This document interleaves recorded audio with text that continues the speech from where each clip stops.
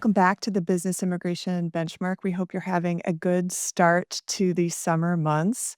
Today, we're going to talk about more into USCIS adjudication policy and really dive into specifically, perm programs and green cards.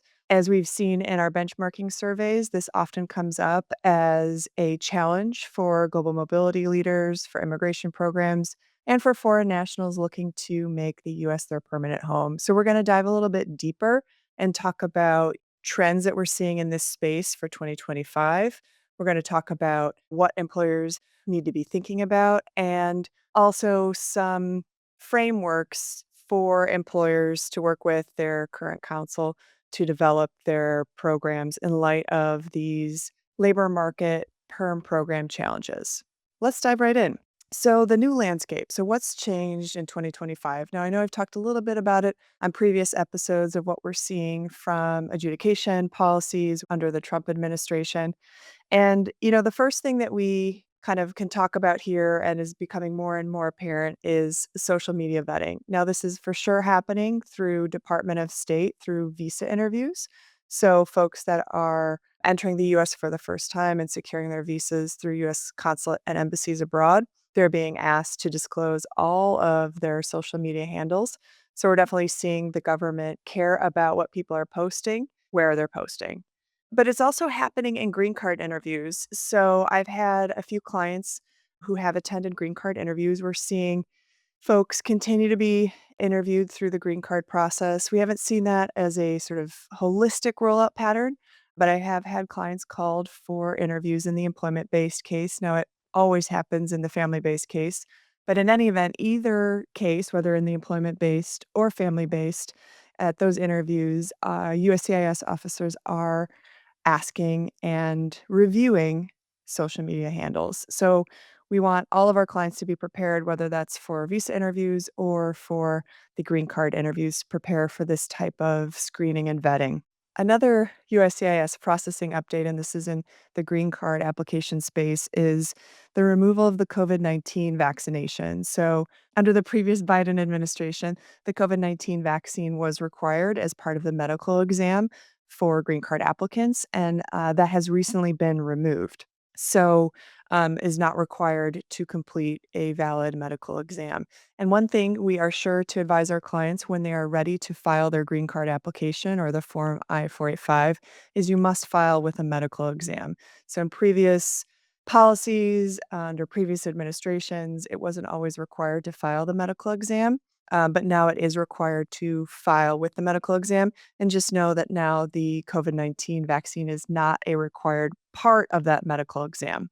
So if you expect to have your priority date move forward in the coming months, go ahead and get your medical exam scheduled and know that the COVID-19 vaccine is no longer a requirement to complete that filing prerequisite. And then lastly, a positive update in the 2025 landscape for green cards. We've seen some moderate movement in the June 2025 visa bulletin. So a relief for many. And I am filing several green card applications this month. So an exciting time for many of my clients. So shifting into, employer realities and, what employers are up against from a green card sponsorship program. Well, I think across the board in tech, specifically some of the big tech filers of the employment-based space are seeing significant delays for their ability to sponsor perm applications. And as a reminder, perm is the labor market test and the pathway to green card for many employment-based categories in the EB2 and EB3 process. The layoffs that we've seen in tech, they really impact these programs. And, there are some specific ways to navigate that. But when there are a lot of layoffs in those industries and in those companies, rather, it becomes very difficult for those companies to support or continue to support a robust perm program. So, if you're someone who's working at one of those programs and is a sponsored foreign national, you're probably seeing delays. If you're a global mobility leader within one of those companies, it's making your program really difficult and thorny to run in light of those layoffs, in addition to layoffs in other companies may cause some difficulties to test the US labor market. Okay, so diving in with employer realities, what are some strategic considerations when we talk about the labor market program or perm program challenges? And companies that have big programs, big tech companies that are high volume filers, have paused or sort of reduced their green card process in light of layoffs, in light of what we're seeing in the labor market. So if you're a foreign national employee who is at one of these companies, you're probably seeing delays in your ability to move forward with a green card sponsorship through the labor market test or the perm program. And if you're a global mobility leader at one of these tech giants or in the tech field, you're learning how difficult it is to navigate green card sponsorships with the labor market as we're seeing or, navigating layoffs. Now, there are some very specific ways to still be able to file perm applications after a layoff, but you definitely want to be working with counsel very closely to understand those implications and how to navigate it. Some of the strategic consideration for employers, regardless of whether you're in the tech space or not, is, as I've mentioned before, how to navigate a perm program in the Trump era, which is going to highly scrutinize labor market tests because they have signaled and have implemented under the first Trump administration legal protections for US workers. And so, as a reminder, when a company is sponsoring for green card through the labor market test, they have to prove that there are no qualified, available US workers, which includes US citizens, US legal permanent residents, or other protected workers for the role that you're sponsoring for the foreign national. And when we see a lot of layoffs, there are more people who are looking to apply for open recs. So we're seeing in my clients and across industry more applicants as part of these labor market tests. And inevitably, it's a numbers game. When there are more applicants for the roles, you're going to find inevitably a qualified and available US worker. So we want to be really mindful of the administration and its emphasis on protecting US workers, which is a challenge for global mobility leaders who are managing green card programs to navigate. In addition to a labor market where there are a lot of layoffs happening, so more applicants, more qualified US workers in the applicant pool, and still navigating, sponsorship for your foreign nationals. And so, how are you going to do that all? And, I think the first sort of practical consideration is compliance and risk management. So, you want to be balancing what environment we're in, which is protecting US workers. And again, under the first Trump administration, we saw litigation and ultimately settlement from companies like Meta and Apple, where although they were technically complying with the perm or labor market test regulations, their recruitment efforts did not closely resemble their normal recruiting efforts. And so this is a conversation that if you haven't already had with your immigration counsel, you need to start having as part of a compliance and risk management check-in.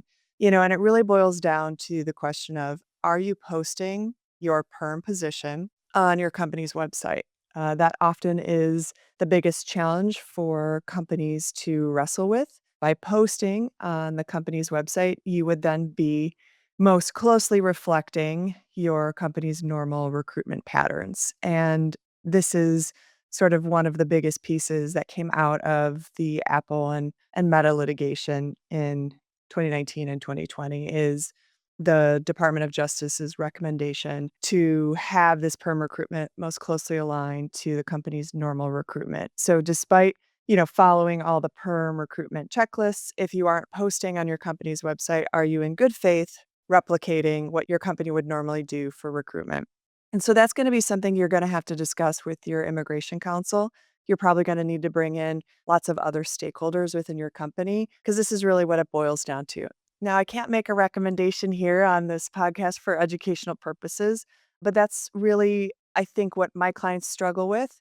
I have clients that, are posting on their website and do receive more applicants. And we go through a vetting process within their recruiting agency, but it does require a lot of work. I have other clients who are willing to accept certain risks within their perm program. And so I think This is all acceptable as long as we're having those honest conversations about what makes sense for your perm program. And I think, we haven't seen any litigation under this Trump administration yet for this type of perm sponsorship, but I honestly feel like it's only a matter of time. So that's all to say that the big question before you in these coming months is to work with your immigration counsel about what your perm postings look like, what kind of compliance risk you're willing to accept for your perm program, and whether that involves you posting on your company's website to process your perm applications. I think, and again, I've talked about this in other episodes about, of course, we'd love to suggest that your company can support the national interest waiver and avoid the labor market test altogether. I think realistically, the national interest waiver is not going to be a saving grace, and it's certainly not a catch all anymore. I think it's still gonna be successful for companies or individuals at these companies that are doing R&D, anything in climate science, public health, which often foster publications and the profiles that are sort of required for national interest waiver under current adjudication policy and may even be leveraged for EB1, outstanding research or extraordinary ability. So still things to vet and still make sure you're going through, the review process with your immigration counsel and the team to make sure that, when you're initiating a green card case, what's the best pathway for the individual and for your program. But ultimately, there's going to be a lot of work for our global mobility leaders at whatever company navigating a challenging environment for green card sponsorship through the labor market test or a perm pathway.